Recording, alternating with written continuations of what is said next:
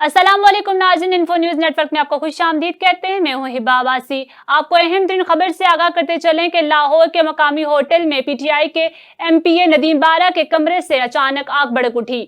लाहौर के मकामी होटल में मुकीम पीटीआई रुकन पंजाब असम्बली के कमरे में पुरसरार तौर पर आग लग गई। पाकिस्तान तहरीक इंसाफ के रुकन पंजाब असम्बली नदीम अब्बास बारा के कमरे में पुरसरार तौर पर आग लग गई। पीटीआई के रुकन पंजाब असम्बली नदीम अब्बास बारा लाहौर के मकामी होटल में मुकीम थे, जहां उनके कमरे में अचानक आग लग गई। रिपोर्ट के मुताबिक नदीम अब्बास बारा कमरे में अपने कपड़े ड्राई क्लीन कर रहे थे, जिस दौरान आग अचानक भड़क उठी। रुकन असम्बली के कमरे में लगने वाली आग पर फौरी तौर पर काबू पा लिया गया है और होटल इंतजामिया ने आग लगने के वाकये की फौरी तहकीकात का आगाज कर दिया है।